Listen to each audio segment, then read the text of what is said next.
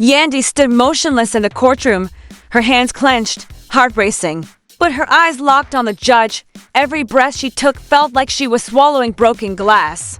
The silence in the room was deafening, the weight of everything that had happened crashing down on her shoulders. "Your Honor," she said, voice cracking but holding. "I need more time to post bail, please." Her lips trembled. "He's not a flight risk. He doesn't deserve to be behind bars another second." The judge narrowed her eyes, glancing down at the paperwork, then slowly nodded. "You have until this evening." That was all Yandy needed to hear. She didn't wait for formalities. She turned and ran. Outside the courthouse, the chaos was instant. Reporters swarmed. Cameras flashed like lightning in a thunderstorm. Security struggled to keep people back as fans shouted Yandy's name. Live streams started up across the steps. Tasha K was already rolling, her voice shaking with adrenaline. "We're live. Y'all, this is happening in real time." And in the middle of that storm, standing still like the eye of the hurricane, was Mena. Arms folded, eyes cold. She didn't flinch. Tasha K turned the mic on her. "How do you feel seeing all this go down?" she asked. Erica didn't blink. "Justice isn't always loud," she said, "but truth never stays quiet for long." Moments later, Yandy burst into a waiting black SUV where Cease and Rashida sat. Anxiety painted all over their faces. Cease held a manila envelope tight to her chest. Yandy grabbed it, flipping through the paperwork.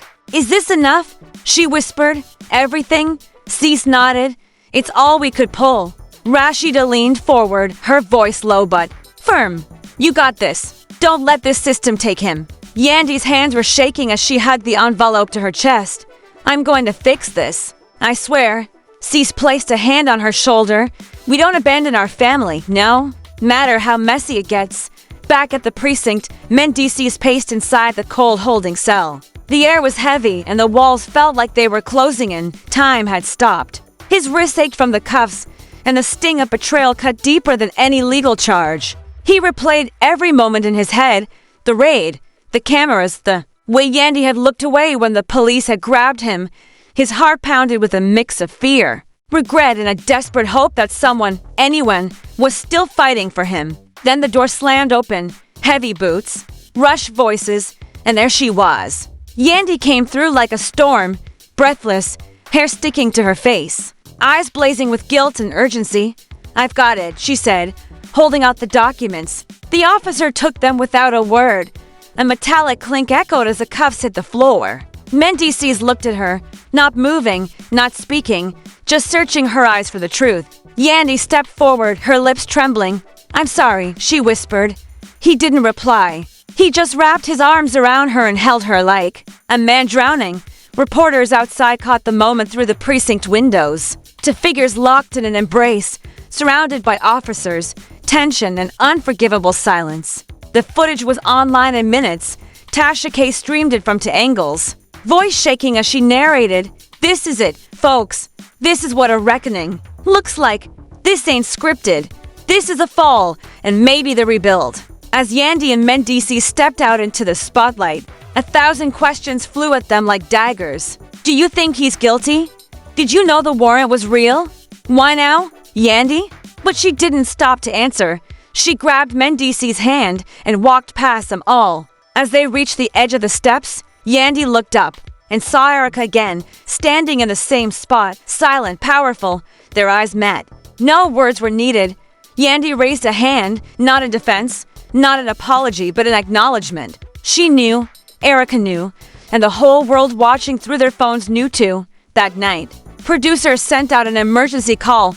Filming was happening. No delays, no scripts, no wardrobe. Just raw. The set was stripped down, a single couch beneath glaring studio lights. Folding chairs scattered around. No glam team, no retakes.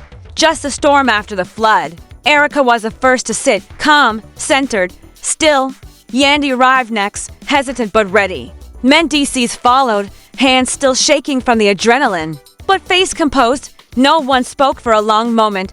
Then Erica broke the silence. "We all saw how fast loyalty can disappear," she said.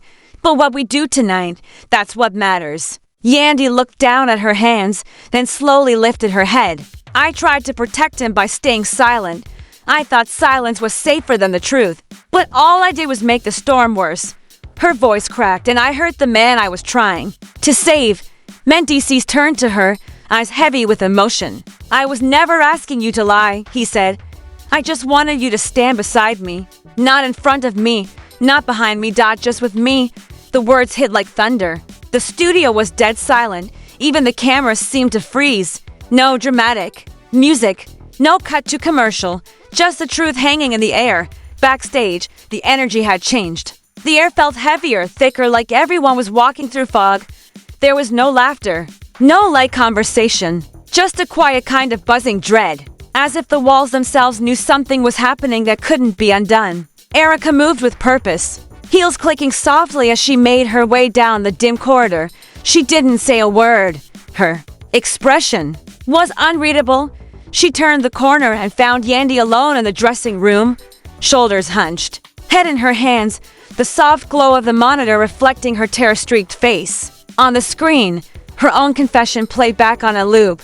Her apology, her pain, her truth. Erica stepped in, pausing just inside the doorway. She said nothing at first, just watched. Then, softly, she placed a hand on Yandy's shoulder. Yandy looked up slowly, her eyes glassy and tired.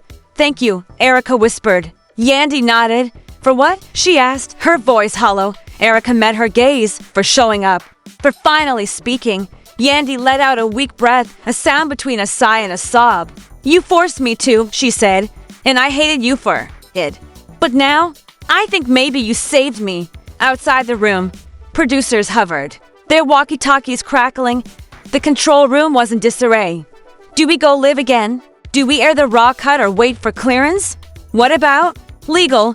But someone, one voice above the rest, said what everyone was thinking. This is the most honest thing this show has ever captured. We don't cut this, not a second. Meanwhile, Mendeecees stood at the edge of the stage, his silhouette framed by the glow of the studio lights. He wasn't pacing anymore. He wasn't angry. He was just still, like a man finally catching his breath after surviving a storm. He looked down at the floor beneath him, then toward the empty chairs where the rest of the cast would soon be seated. His eyes were calm, but his chest rose and fell with emotion. The only sound in the room was the distant hum of camera crews, preparing for another unplanned shoot. In the corner, Tasha K scrolled her live stream, her phone buzzing every second. With thousands of comments, fans were shaken. No one expected this level of raw vulnerability. They came here for drama, she whispered to her assistant, but they stayed for the truth. She hit record again, voice low and urgent. You're watching history, y'all. This is what happens when reality stops being entertainment and becomes real. The next segment was no longer just a reunion taping, it was a full-scale intervention. The cast gathered around the main set, no flashy lights, no branded backdrops. Just a circle of folding chairs and a whole lot of unfinished business. Fedra, Papoose, Rashida, and C sat to one side, visibly uncomfortable but willing to participate. At the center sat Erica, flanked by Yandy and Mendeecees, their presence commanding, their silence speaking louder than anything else in the room. The cameras rolled and then Erica leaned forward. When I first spoke out, I did it because I couldn't keep watching people pretend. I thought if I exposed the truth, it would force things to change. But I didn't realize how deep the wounds would go. She turned to Yandy, voice shaking just enough to make it real. I hurt you. I know that, and I won't pretend my timing or my method were perfect. But I did it because I care, because silence is what keeps us stuck. Yandy didn't respond at first. She closed her eyes, inhaled slowly. Then, when she opened them, her voice came out stronger than before. I stayed quiet because I thought it was the right thing to do. Because I thought protecting someone meant shielding them from the consequences. But now I realize I was just running from the truth, from myself. The cast sat still, listening. Even the producers remained silent. Boom mix hovered above, but not a single camera cut away. Not once. Mendeecees finally broke the silence. His voice, gravelly and worn from exhaustion, filled the room. I wasn't perfect. I made mistakes. But I never asked her to lie for me. I needed her beside me to face it with me. But when I looked up and saw her looking away, I knew something inside us had cracked. He turned slowly to both women, inhaling deep before continuing. What you said, Erica, what you did, Yandy, it brought us here and maybe this is where we were meant to end up. Rashida stood, fierce yet composed. We've all got skeletons, but this ain't a script. This is our real life, our families, our names. If we can't be real now, then we had no business signing up for this show, Fedra added. This ain't just a platform, it's a mirror, and for the first time in forever, I see something real staring back. Even Papoose, always a calm observer, nodded solemnly.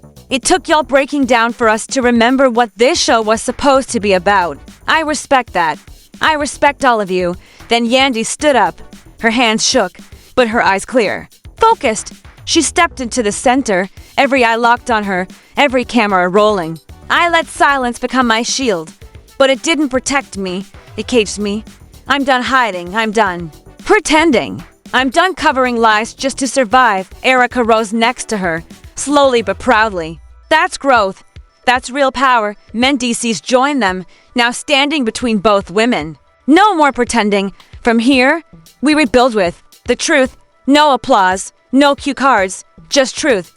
The taping wrapped, but no one moved. Not the cast, not the crew, not the fans watching across the world. Even the production staff, usually scrambling to reset, stood frozen. Something sacred had just happened. It wasn't written, it wasn't staged, it was raw, honest. Painful, Yandy found herself alone in a hallway later, staring at her reflection. In a makeup mirror, mascara smeared, hair undone, but for once, she didn't care. The woman looking back wasn't chasing perfection anymore, just truth, and that felt like enough. The door creaked. Mendeecees walked in, still in the clothes from his release. He looked at her with the weight of everything they just survived. You okay? He asked gently. She hesitated, voice cracking. I don't know, but I want to be. He stepped closer, then let's start there.